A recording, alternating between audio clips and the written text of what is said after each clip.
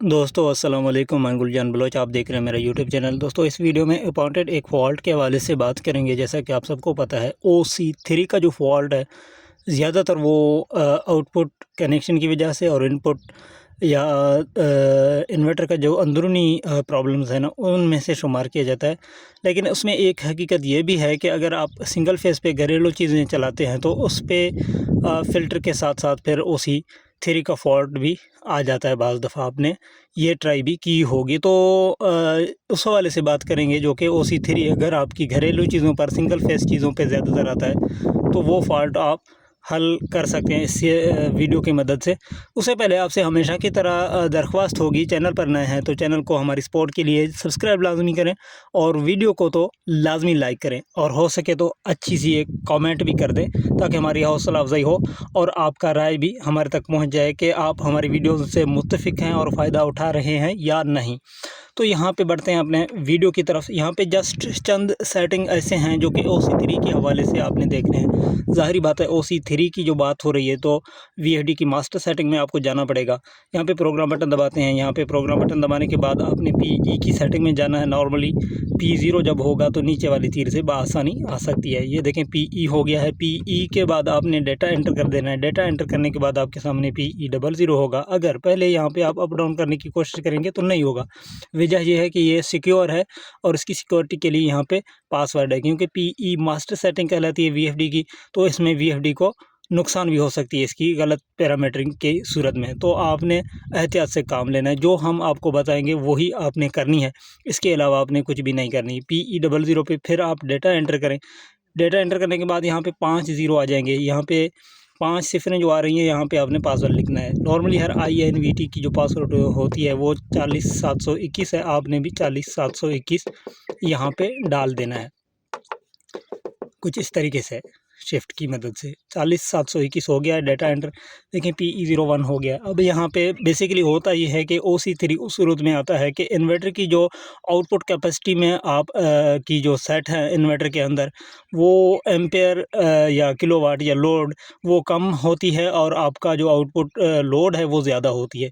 Load ज़्यादा पड़ने की वजह से इसमें भी एक जो है ना बेसिक वजह होती है, यानी कि टॉर्क लोड होता है। यानी कि अगर एकदम से टॉर्क लोड किसी भी चीज़ का पड़ जाता है इन्वर्टर के ऊपर तो OC3 हो जाता है। यानी कि टॉर्क लोड उसी को कहते हैं कि जो शुरुआत में जो भी चीज़ चलेगी ना, तो शुरुआत में एम्पेयर उसकी ज़्यादा होंगे। यानी कि एक झटके में एम्पेयर ज़्यादा होगा। जब वो रवान होगा या चलेगा, स्टार्ट होगा, तो उसके बाद उसके एम्पेयर जो है ना, एम्पेयर नॉर्मल हो जाते हैं।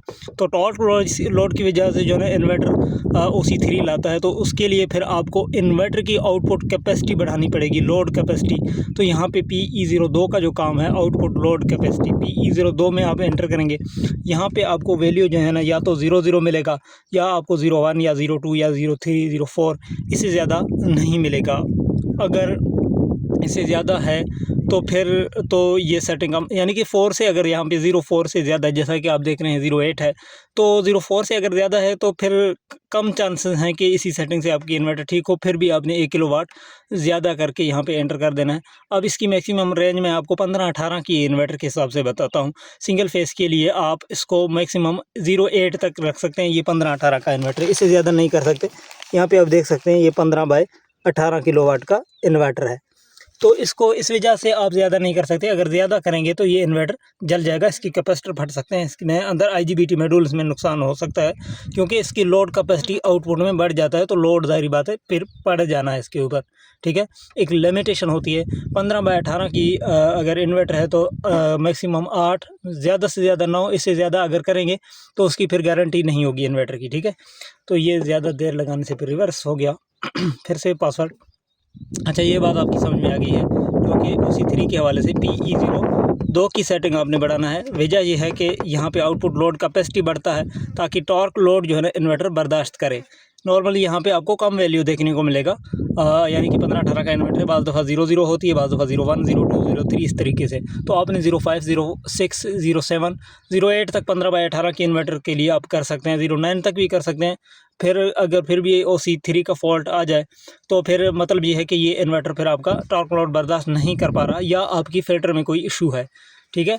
तो ये चीज़ आपने नोट की, यानी कि PE02 की सेटिंग आपने बढ़ाना है ताकि आपकी इन्वर्टर की आउटपुट लोड कैपेसिटी जो है ना बढ़ जाए। अच्छा, ये चीज़ आपकी समझ में आई होगी। अब आगे बढ़ते हैं, दूसरी सेटिंग PE के अंदर आपने यहाँ पे करना है PE11 के अंदर। देखें PE11 डाटा एंटर, यहाँ पे आप 50 तक इसको आप गिरा सकते हैं। पहले नॉर्मली ये 100 तक होती है। इसका वजह ये है कि आउटपुट लोड को नॉर्मलाइज करने की कोशिश करता है ये पैरामीटर PE11 वाली, यानी कि आउटपुट में अगर 100% आपकी एम्पेयर आपकी वोल्टेज जा रहे हैं तो कुछ हद तक यहाँ पे वो डाउन हो जाएंगे इसको कम करने से, PE11 की सेटिंग को। तो इसमें भी बहुत बड़ा फ़ायदा होगा आपकी इन्वर्टर की टॉर्क लोड की सूरत में। अब इसमें 2 चीज़ें हो गई मास्टर सेटिंग के अंदर। तीसरी आपने करनी है P2 के अंदर, यहाँ पे भी आउटपुट लोड कैपेसिटी आपने बढ़ाना है। P201 में यहाँ पे आपकी किलोवाट सेट होते हैं, यहाँ पे आपने 2-4 किलोवाट जो है ना यहाँ पे बढ़ानी है और चेक करनी है। इसके अलावा P205 में आउटपुट एम्पेयर रेंज होती है, यहाँ पे भी एम्पेयर आपने अपने लोड के मुताबिक या कुछ बढ़ा के रखने P205 के अंदर। तो इंशाल्लाह उम्मीद काफ़ी होगी कि ये जो सेटिंग मैंने आपको बताया है इसके मुताबिक इंशाल्लाह आपके इन्वर्टर में OC3 का जो फॉल्ट आ रहा है, बहुत सारे हमने सेट भी किए हैं, आपका भी इंशाल्लाह ठीक हो जाएगा। हमारे पास रोज़ाना ऐसी केसेस आते हैं, वीडियो कॉल के थ्रू हमने ये तजर्बात किए हैं। वही तजर्बात आपसे भी हम अब आज इस वीडियो के ज़रिए से शेयर कर रहे हैं, क्योंकि हमें इसके बारे में तजर्बा हुआ है। तो बाकी OC3 के हवाले से आप कोई ऐसी तरीके भी इस्तेमाल कर सकते हैं, यानी कि एक्सीलरेशन टाइम को थोड़ा ज़्यादा करेंगे P011 के अंदर। नॉर्मली सिंगल फेस चीज़ों के लिए ये 0-0 भी किया जा सकता है, लेकिन OC3 का अगर सामना है तो इसको आप कम से कम 10, ज़्यादा से ज़्यादा 20 रख सकते हैं और इस हिसाब से चीज़ें चला सकते हैं। लेकिन यहाँ पे मसला ये है कि वेरिएशन की वजह से, या अगर यहाँ पे टाइमिंग आप सेट करते हैं या इन्वर्टर को 50 से पहले चीज़ों को ऑन करते हैं तो चीज़ों के लिए प्रॉब्लम्स क्रिएट होते हैं लो फ्रीक्वेंसी की वजह से, लो वोल्टेज की वजह से। तो ये भी एक हकीकत है, लेकिन मैक्सिमम कोशिश करें कि जो है ना इन्वर्टर पर टॉर्क लोड इतना ज़्यादा ना पड़े। तो बशर्ते दीगर आपके सामने OC3 का फॉल्ट जो है ना वो आ जाता है। लेकिन मैंने इस वीडियो के अंदर जो चीज़ें आपको समझाई हैं, उम्मीद काफ़ी होगी कि OC3 का फॉल्ट ख़त्म हो जाएगा। यानी कि इसको अगर परसेंटेज के हिसाब से देखा जाए तो 60 से 70% चांस ये हैं कि OC3 का फॉल्ट जो है ना ख़त्म हो जाए इसी सेटिंग की बुनियाद पर।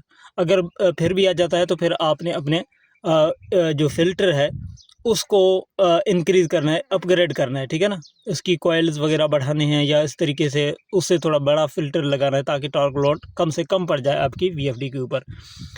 उम्मीद करता हूँ ये चीज़ें आपके लिए इन्फॉर्मेटिव रही होंगी और आपको समझ में आई होंगी।